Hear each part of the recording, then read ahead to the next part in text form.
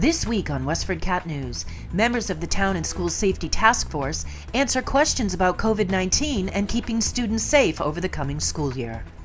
Activist Barry Rosenberg urges residents to support the We the People Act. And we only have till July 31st, and then the legislative session ends, and this goes down the drain, and we can start all over. Health Director Jeff Stevens reminds residents that Triple E and West Nile virus, while overshadowed by COVID-19, are still concerns. Stay tuned. WestfordCAT News is next.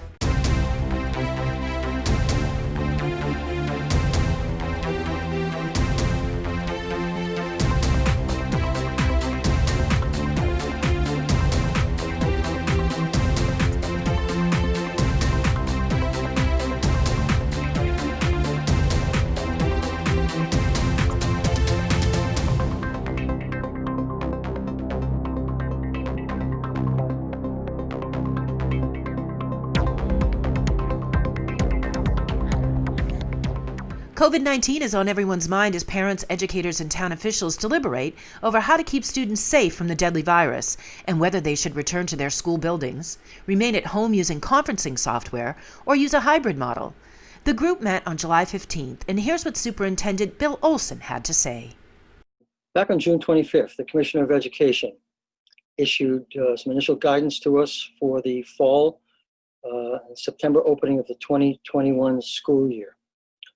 At that time, there were a number of comprehensive recommendations for health and safety standards, along with the mandate that we prepare 3 models of teaching and learning to present to the school committee with my recommendation for the chosen model.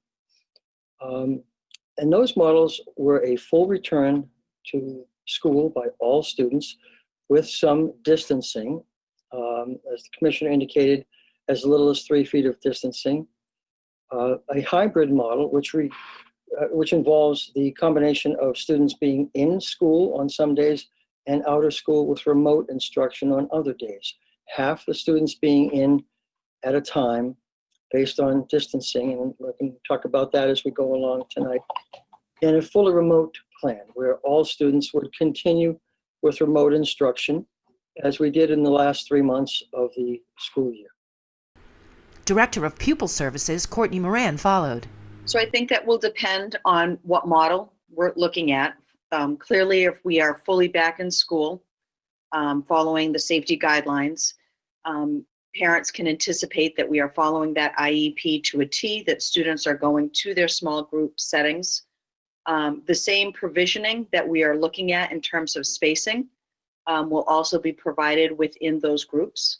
Sometimes when we say a small group, we're not necessarily talking about a small space.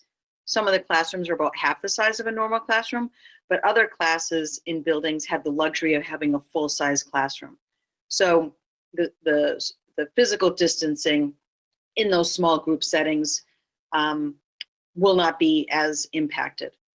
Now, if we go into a hybrid model or a remote model, we are still going to try our best to bring students in for in-service, for in-person services, regardless of whether that's the hybrid or the remote. The only thing that would stop us from doing that is if we have a state directive from the governor, like we did in March, that completely shut us down. Watch the entire meeting on demand at westfordcat.org. Political activist Barry Rosenberg is asking residents to support the We the People Act by emailing lawmakers before Congress breaks for the fiscal year on July 31st. Here's Rosenberg explaining the act. We the People Massachusetts is an organization that is promoting the We the People Amendment, that's federally, and the We the People Act, and that's in the Massachusetts State Legislature. And the We the People Act, similar to the amendment, establishes that constitutional rights are reserved for human beings only, and federal and state governments shall limit political contributions to influence elections. So why is this so significant? It is significant because having the cap lifted on political contributions to things like elections created an enormous imbalance.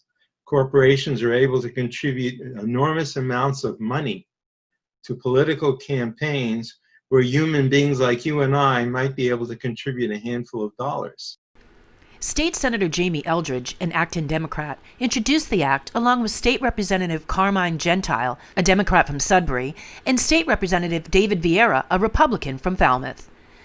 Resident Dennis Galvin, a member of the Massachusetts Republican State Committee, voiced opposition to the act. He said, "I do not believe in limiting the concept of persons. This is a leftist strategy to curb the influence of private wealth. I do not support that." For more on Galvin's position, visit WestfordCATnews.org. Bills not passed by the end of the 2-year legislative session must be refiled in order to be considered during the next session. Visit WeThePeopleMass.org to voice your opinion.